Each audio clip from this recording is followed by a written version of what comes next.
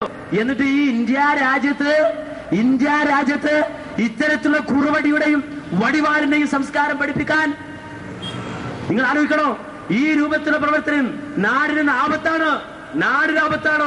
അതുകൊണ്ട് ഇസ്രായേൽ പ്രസ്ഥാനം വളരെ ശക്തമായി ഇതിനെ എതിർത്തുകൊണ്ടിരിക്കും. സലീം ഹമദാനി അദ്ദേഹത്തെ നിങ്ങൾ തല്ലി അവശനാക്കി ഹോസ്പിറ്റലിൽ അഡ്മിറ്റ് ചെയ്തു. പക്ഷേ അദ്ദേഹത്തിന്റെ നാവടക്കാൻ നിങ്ങൾക്ക് കഴിഞ്ഞോ? ഇല്ല. അതെ, ആ കട്ടിലിൽ കിടന്നുകൊണ്ടാണ് അദ്ദേഹം നിങ്ങളോട് സംസാരിച്ചത്. എന്ത്? അതെ, ഞങ്ങൾക്ക് തീവ്രവാദവുമായി ബന്ധമില്ല, ഭീകരവാദവുമായി ബന്ധമില്ല. അപ്പോ സഹോദരങ്ങളെ, നിങ്ങൾ വളരെ വ്യക്തമായി പഠിക്കണം. എന്താ പഠിക്കേണ്ടത്? മനസ്സിലാക്കേണ്ടത് ഇത്തരത്തിലുള്ള തീവ്രവാദപരമായ ഭീകരവാദപരമായ പ്രവർത്തനങ്ങള് ഈ നാട്ടിൽ വളരെ ശക്തമായി നടന്നുകൊണ്ടിരിക്കുന്നു. അതുകൊണ്ട്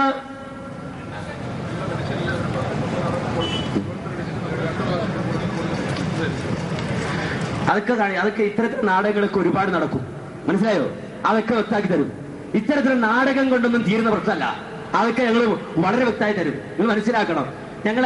ഇത് തിരുവനന്തപുരത്ത് നിന്നുകൊണ്ടാണ് പ്രസംഗിക്കുന്നത്. ഞാൻ നേരത്തെ പറഞ്ഞുവല്ലോ, തേജസ്സിന് അങ്ങനെ കൊടുത്തിട്ടില്ല.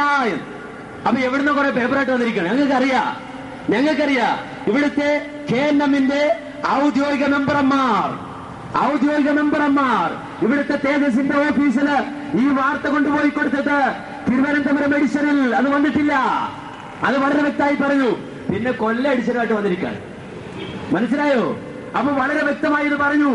അപ്പോ നിങ്ങൾ ആലോചിക്കണം, ചന്ദ്രിക, മലയാള മനോരമ. ഞാൻ ആലപ്പുഴ ജില്ലക്കാരനാണ്.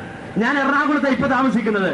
എറണാകുളത്ത് വന്ന ചന്ദ്രികയിലും മനോരമയിലും ഒക്കെ വളരെ വ്യക്തമായി അവതാരിയുടെ സംഭവിച്ചു. അവര് എഡിഷൻ ചുരുക്കിയില്ല, എഡിഷൻ മാറ്റിയില്ല. അതുകൊണ്ട് അത്തരത്തിലുള്ള നമ്പറൊന്നും സഹോദരങ്ങളെ അത് ശരിയല്ല. അത്തരത്തിലുള്ള പ്രവർത്തനവും ശരിയല്ല. ഇനി അങ്ങനെയൊക്കെ കാണിച്ചാൽ തന്നെയും ചെയ്തത് ശരിയായോ? ഇനി അങ്ങനെ ഉണ്ടെന്ന് വന്നാൽ തന്നെ എന്താ വരല്? ഞങ്ങൾ തല്ലി ഹോസ്പിറ്റലിൽ ആക്കിയിട്ടുണ്ട് കേട്ടോ, മാലോകരഞ്ഞോ, അങ്ങനെയല്ലേ വരുള്ളൂ. നിങ്ങളെങ്ങനെ പത്രത്തിൽ കൊടുത്തതിന്റെ അർത്ഥം എന്താ? ഇനി കൊടുത്തിട്ടുണ്ടെന്ന് വാദത്തിന് സമ്മതിച്ചാൽ തന്നെ ഞങ്ങൾ NDF-കാര് ഒരു പള്ളിയിൽ ജോലി ചെയ്യുന്ന ഒരു ഇമാമിനെ അടിച്ച് അദ്ദേഹത്തിന്റെ ഭാര്യയെയും തല്ലി, അദ്ദേഹത്തിന്റെ ഭാര്യയുടെ ഉമ്മയെയും തല്ലി ഹോസ്പിറ്റലിലാക്കിയിട്ടുണ്ട്. മാലോകരെ നിങ്ങൾ അറിഞ്ഞോ എന്നല്ലേ കൊടുത്താൽ തന്നെയും വരിക. മനസ്സിലായോ? അതുകൊണ്ട് അത്തരത്തിലുള്ള നമ്പറുകളൊന്നും ഇവിടെ വിലപ്പോവില്ല എന്ന് പ്രത്യേകം ഓർമ്മിപ്പിക്കുകയാണ്.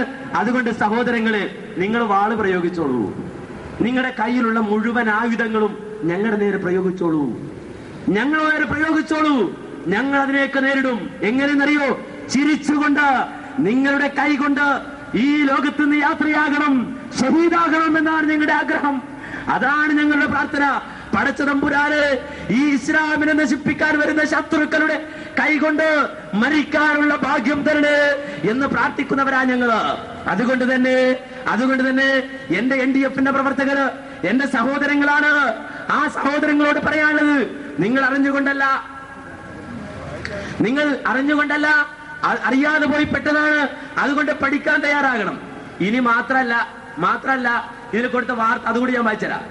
ഞാൻ പറഞ്ഞല്ലോ, വാർത്തയുടെ എഡിഷന്മാരിന് മാത്രമല്ല, ഇതിനകത്തുള്ള വാർത്ത കേട്ടോ. തേജസിന്റെ വാർത്ത വായിച്ചുതരാം. മുജാഹിദ് പ്രവർത്തകന് മർദ്ദനമേറ്റു. ആണോ? മുജാഹിദ് പ്രവർത്തകനാണോ മർദ്ദനമേറ്റത്? മുജാഹിദ് പണ്ഡിതൻ, ഒരു ഇസ്ലാമിക പണ്ഡിതൻ, ആ പണ്ഡിതനാ മർദ്ദനേറ്റത്. മുജാഹിദ് പ്രവർത്തകന് മർദ്ദനേറ്റു. ആണോ? നിങ്ങൾ നോക്ക്, ബാക്കിയുള്ള പത്രങ്ങളുടെ കയ്യിലുണ്ട്. ഒരു പണ്ഡിതനാണ് മർദ്ദനേറ്റത്, പ്രവർത്തകനല്ല. നോക്ക്, ഇനി കരുനാഗപ്പള്ളി വാർത്തയുടെ കോലാണ്. മുജാഹിദ് പ്രവർത്തകൻ മർദ്ദനമേറ്റ ആശുപത്രിയിൽ. കല്ലേലി ഭാഗം ബാദുഷാ മൻസിൽ സലീം ഹമദാനിക്കാണ് മർദ്ദനമേറ്റത്. ഇന്നലെ രാവിലെ തഴവ പാൽ സൊസൈറ്റിക്ക് സമീപത്ത് വെച്ചായിരുന്നു സംഭവം. ഇയാൾ കരുനാഗപ്പള്ളിയിലെ സ്വകാര്യ ആശുപത്രിയിലാണ്. NDF ആണ് സംഭവത്തിന് പിന്നിലെന്നാണ് ഇദ്ദേഹം പോലീസിന് മൊഴി നൽകിയിട്ടുള്ളത്.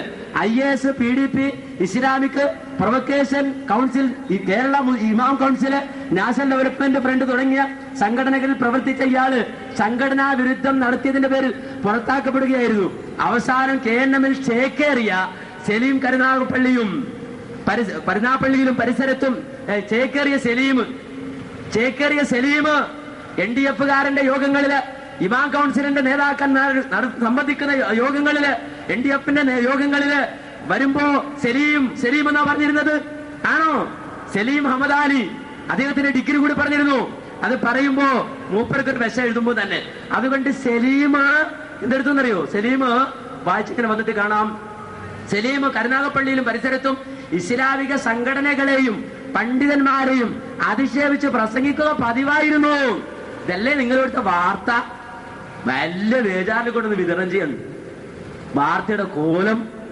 അപ്പൊ സഹോദരങ്ങളെ ചിന്തിക്കണം, ഇതൊന്നും മാന്യതയല്ല സഹോദരങ്ങളെ.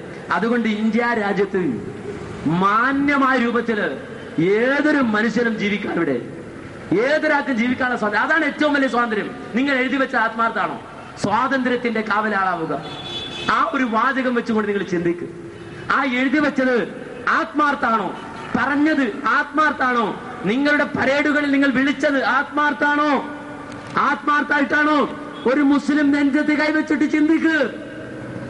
പറയുന്നത് പ്രവർത്തിക്കണ്ടേ? പറയുന്നത് പ്രവർത്തിക്കാതിരിക്കൽ പടച്ചവൻ ഏറ്റവും ക്രോധമുള്ള കാര്യല്ലേ? നെഞ്ചത്ത് കൈവച്ച് ചിന്തിക്ക. ഇത് സ്വാതന്ത്ര്യമാണോ? പറയും നിങ്ങൾ.